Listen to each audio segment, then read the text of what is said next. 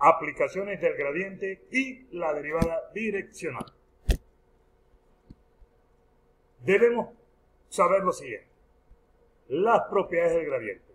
Ya nosotros sabemos qué significa gradiente, pero ahora necesitamos saber cuáles son las propiedades para poder resolver ejercicios de aplicación. Ya sabemos nosotros que esta ecuación que está aquí no es más que la derivada direccional de la función de tres variables en la dirección del vector unitario.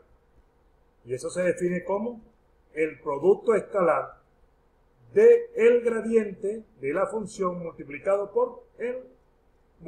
escalarmente por el vector unitario. Primera propiedad: si el gradiente de la función es 0, esto también es válido para dos variables. La coloqué en este caso tres variables, pero también es válido las propiedades para funciones de dos variables. Entonces, si el gradiente de la función es igual a 0, entonces la derivada direccional también es igual a 0 para todo vector unitario. Repito, si el gradiente de una función es igual a 0, sea de dos o tres variables, la derivada direccional de esa función también es igual a 0 para todo vector unitario. Segundo, el gradiente de la función representa la dirección de máximo crecimiento de la función. No olviden esta propiedad. El gradiente de la función representa la dirección de máximo crecimiento de la función. El valor absoluto de ese gradiente representa el máximo valor de la derivada direccional, menos el gradiente de la función representa la dirección de mínimo crecimiento de la función, mientras que menos el valor absoluto del gradiente de la función representa el mínimo valor de la derivada direccional. Recordemos que el gradiente indica la dirección, no el sentido. Estas propiedades son las necesarias para poder resolver ejercicios de aplicación. Hagamos un resumen. El máximo valor de la derivada direccional de la función en un punto viene dado por la expresión, ya lo dijimos anteriormente, y se alcanza cuando el vector unitario tiene la misma dirección que el gradiente de la función. El valor mínimo de la derivada direccional de la función en un punto viene dado por menos el valor absoluto del gradiente. Y se alcanza cuando el vector unitario tiene una dirección diferente que el gradiente de la función. Ya tenemos las herramientas para poder hacer ejercicios de aplicación.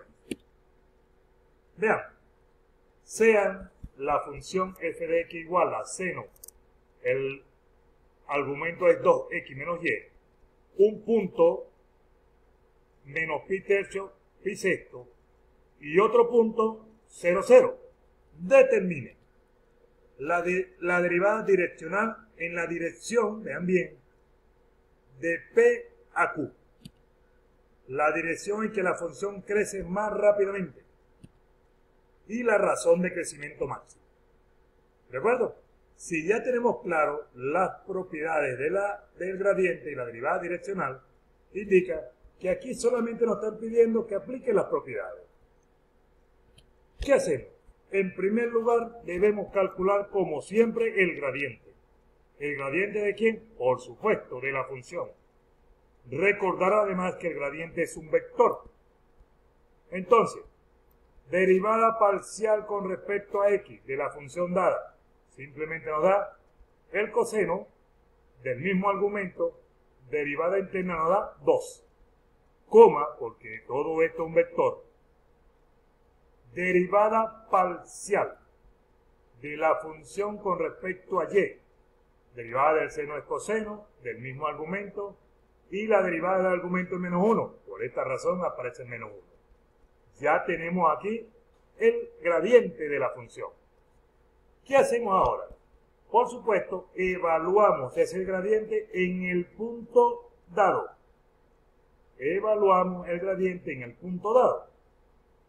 Y si lo evaluamos, ustedes saben que sencillamente lo que hacemos es sustituir el valor para X y el valor para Y.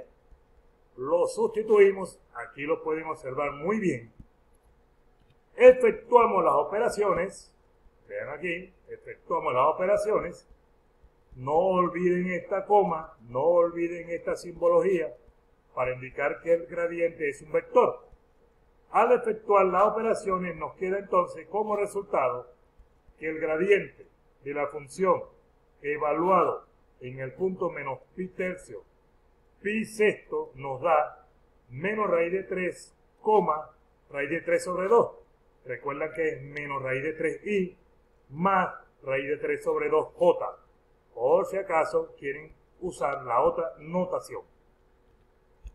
Ahora, ¿qué hacemos? Como nos dice la derivada direccional en la dirección de P a Q, yo debo calcular el vector posición de P a Q. Entonces, por definiciones de vectores, un vector que va de P a Q se define como la diferencia de vectores del vector Q menos el vector P. Por supuesto, el vector Q, ¿quién es el vector Q? El formado por el punto Q, y el vector P es el formado por el punto P. Conocimientos previos de vectores. Hacemos la respectiva diferencia y nos queda que el vector posición de P a Q nos da pi tercio i menos pi sexto j. Una vez que ya tenemos el vector posición, ahora debemos calcular el vector unitario del vector posición que acabamos de calcular. No es más que aplicar la ecuación. El vector unitario, recuerden que se define como el vector dividido entre su módulo. El módulo del vector, por supuesto. Y lo que hacemos es simplemente el vector, buscamos al vector. ¿Quién es el vector? Aquí lo tenemos. Por lo tanto, lo copiamos. Y en el denominador no es más que el módulo. Y el módulo es el primer término al cuadrado más el segundo término al cuadrado. Hacemos las respectivas operaciones. Pi cuadrado sobre 9, pi cuadrado sobre 36. Nos va a quedar pi cuadrado, ¿ok? Sobre 9, repito, pi cuadrado sobre 36. ¿Qué hacemos aquí para que nos dé esto? Sencillamente, lo que hacemos es sacar mínimo entre 9 y 36. Por supuesto, nos queda 36. Sacamos raíz de 36, que nos da 6, y lo pasamos al numerador. Operaciones que hemos explicado en muchas ocasiones. Por lo tanto, el vector unitario nos está dando esto. Pero podemos seguir haciendo algunas operaciones con él. Vean. ¿Ok? Podemos observar en el numerador que podemos sacar a pi como factor común. ¿Ok? Esta es otra propiedad de vectores. También sacamos de, aquí estaba pi cuadrado, sacamos de la raíz y ahora lo simplificamos. Al simplificarlo, nos queda entonces que el vector unitario es igual a 2 dividido entre raíz de 5i menos 1 dividido entre raíz de 5j. Una vez que tenemos el vector unitario, ¿qué debemos hacer? Aplicar la ecuación que ya sabemos. Calcular la derivada direccional. Como ya sabemos la fórmula, ahora lo que hacemos es aplicarla. ¿Quién es XY? XY es el punto dado. ¿Ok? El gradiente de la función evaluado en el punto, ya lo calculamos y nos dio este resultado. Multiplicado escalarmente, escúchese bien, multiplicado escalarmente por el vector unitario. ¿Pero quién es el vector unitario? Lo que ya hemos calculado. Realizamos las respectivas operaciones de producto escalar de vectores.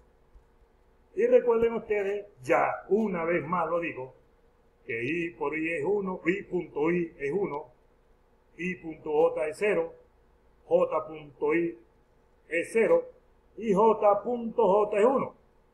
Y el producto escalar de dos vectores da como resultado un escalar. Aquí lo que coloqué fue las indicaciones de qué es lo que hice al multiplicar escalarmente.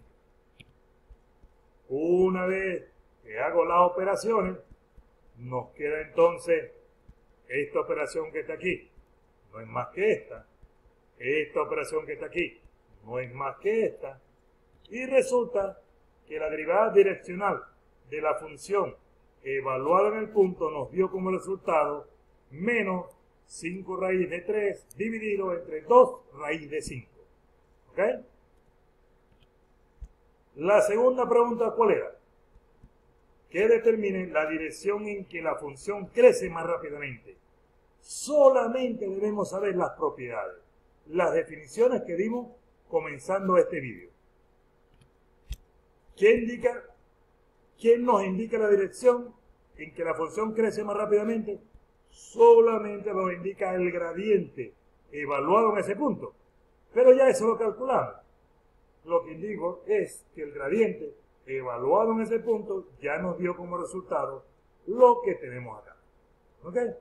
Por eso hay que tener claro las definiciones y las propiedades para poder aplicar esos conocimientos a las aplicaciones.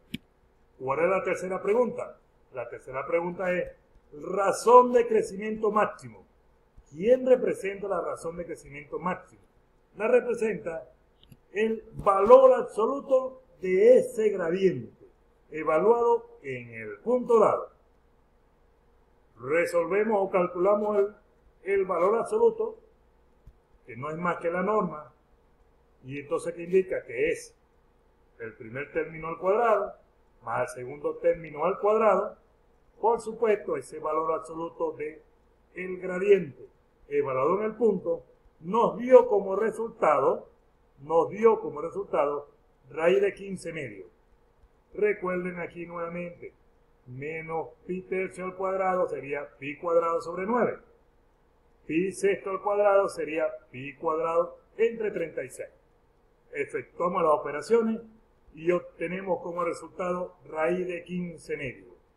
Entonces, debemos saber bien las definiciones para poder aplicar los conocimientos en las aplicaciones de los gradientes y las derivadas direccionales.